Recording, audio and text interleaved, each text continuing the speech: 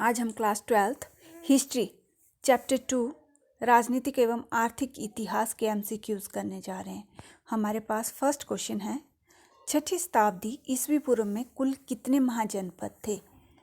तो छठी शताब्दी ईस्वी पूर्व में 16 महाजनपद थे। ऑप्शन सी ठीक है। कितने थे? 16 महाजनपद थे। नेक्स्ट क्वेश्चन हमारे पास है, महाजनपद से क्या भाव है? महाजनपद से भाव है विशाल राज्य। ऑप्शन ए विशाल राज्य महाजनपद। ठीक है। काशी जनपद की राजधानी का नाम क्या था? काशी जनपद की राजधानी का नाम वाराणसी था। नेक्स्ट क्वेश्चन हमारे पास है, कौशल जनपद का सर्वाधिक शक्तिशाली शासक कौन था? तो कौशल जनपद का सर्वाधिक शक्तिशाली शासक प्रसेनजीत था। ध्यान रखना, कौशल का है, कौशल जनपद का प्रसेनजीत। नेक्स्ट क्वेश्चन हमारे पास है, कुशीनगर किस जनपद की राजधानी थी? तो कुशीनगर मल जनपद की राजधानी थी। नेक्स्ट क्वेश्चन हमारे पास है, कुरु जनपद की राजधानी कहाँ थी? तो कुरु जनपद की राजधानी इंद्रप्रस्थ थी। अंग जनपद की राजधानी कहाँ थी? अंग जनपद की राजधानी चंपा। ऑप्शन ए ठीक है। नेक्स्ट है हमारे पास, कौशाम्बी किस जनपद की राजधानी थी? तो कौशाम्बी हमारी वत्स जनपद की राजधानी थी।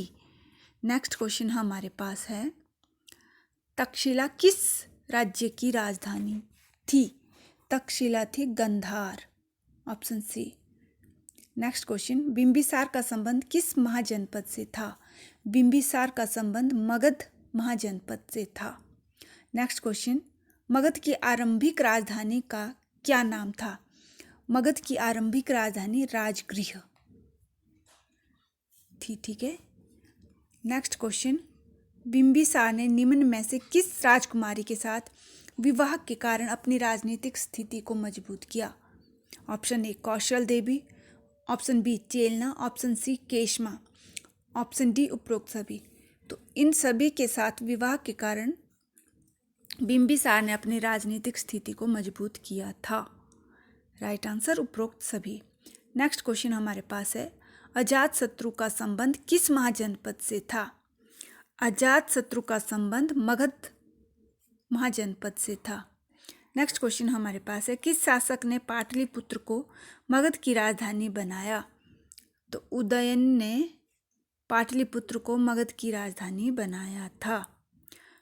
नेक्स्ट क्वेश्चन हमारे पास है, नंद वंश का सर्वाधिक शक्तिशाली शासक कौन था? तो नंद वंश का सर्वाधिक शक्तिशाली शासक महापद्मानंद था, जिसने कि नंद वंश की स्थापना भी की थी। और नंद वंश का अंतिम शासक कौन था? तो नंद वंश का अंतिम शासक धनानंद था। ऑप्शन बी राइट आंसर होगा। ठीक है। नेक्स्ट क्वेश्चन हमारे पास है,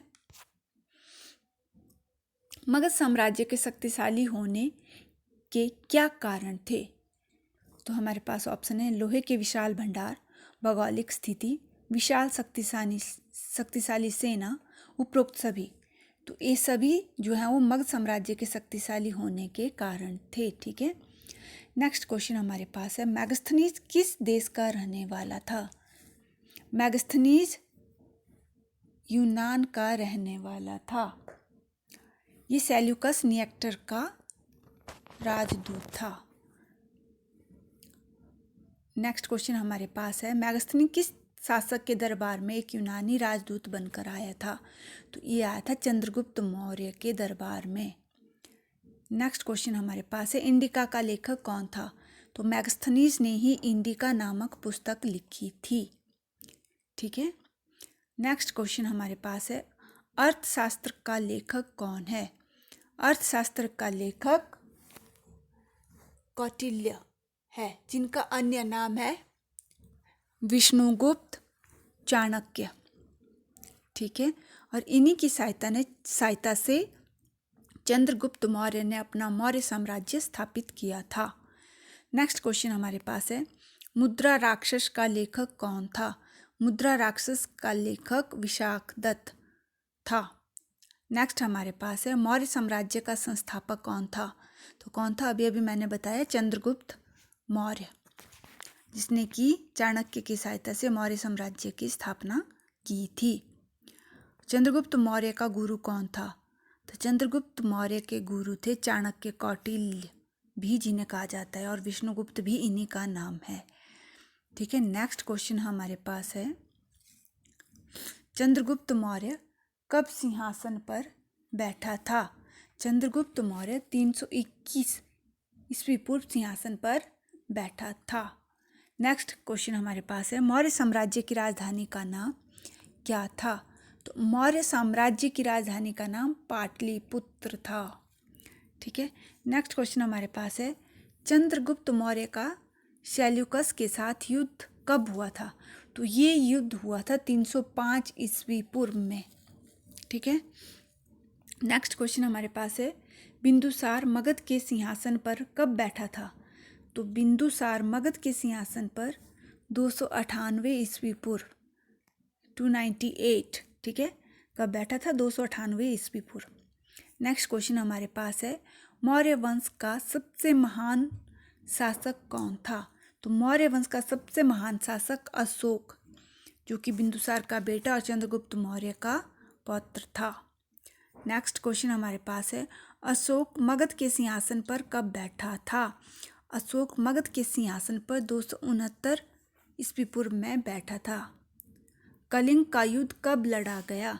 कलिंग का युद्ध 261 ईस्वी पूर्व में लड़ा गया था, जिससे कि अशोक ने युद्ध का त्याग कर दिया था। इसमें हुई भारी हिंसा के कारण रक्तपात को देखकर अशोक ने भविष्य में युद्ध न करने का निर्णय लिया था।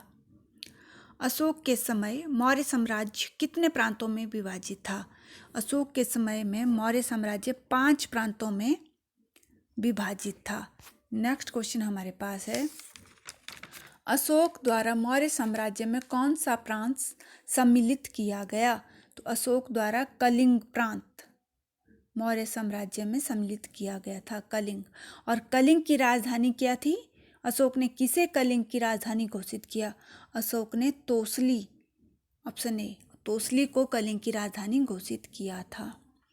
नेक्स्ट क्वेश्चन हमारे पास है, मौर्य शासनकाल में नगरों की देखभाल के लिए कितनी समितियां बनाई गई थी? तो मौर्य शासनकाल में नगरों की देखभाल के लिए 6 समितियां बनाई गई थी। नेक्स्ट क्वेश्चन हमारे पास है, मौर्य शासनकाल में गांव का मुखिया क्या कहलाता था? तो मौर्य शासनकाल में गांव का मुखिया ग्रामीणी कहलाता था।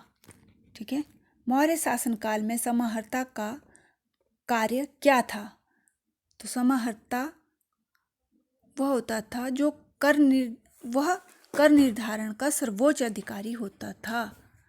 ऑप्शन बी राइट आंसर होगा। ठीक है, अशोक ने धर्म प्रचार के लिए कौन से विशेष अधिकारी नियुक्त किए? तो अशोक ने धर्म प्रचार के लिए धर्म महामात्र, ऑप्शन ए, धर्म महामात्र विशेषाधिकारी नियुक्त किए थे। ठीक है, अशोक ने बौद्ध धर्म से संबंधित तीसरी महासभा का आयोजन कहाँ किया? तो ये तीसरी महासभा का आयोजन पाटलिपुत्र में 255 में हुआ था। ठीक है, 255 में, जबकि राजगृह में फर्स्ट का हुआ था और वैशाली में सेकंड का और कश्मीर कुंडलवन में 4th का हुआ था। ठीक है, नेक्स्ट क्वेश्चन हमारे पास है, मौर्य काल में लोगों का प्रमुख व्यवसाय कौन सा था? तो मौर्य काल में लोगों का प्रमुख व्यवसाय कृषि, ऑप्शन ए, कृषि था। ठीक है, नेक्स्ट क्वेश्चन है, मौर्य काल का सर्वाधिक प्रसिद्ध उद्योग कौन सा था? मौर्य काल का सर्वाधिक प्रसिद्ध उद्योग वस्त्र उद्योग था, ऑप्शन डी। नेक्स्ट क्वेश्चन हमारे पास है, मौर्य काल में श्रेणी का प्रमुख क्या कहलाता था? तो श्रेणी का प्रमुख जेठक, ऑप्शन ए, कहलाता था। ठीक है, नेक्स्ट क्वेश्चन हमारे पास है, श्रीनगर और ललिता पाटन नामक नगरों की स्थापना किस शासक ने की?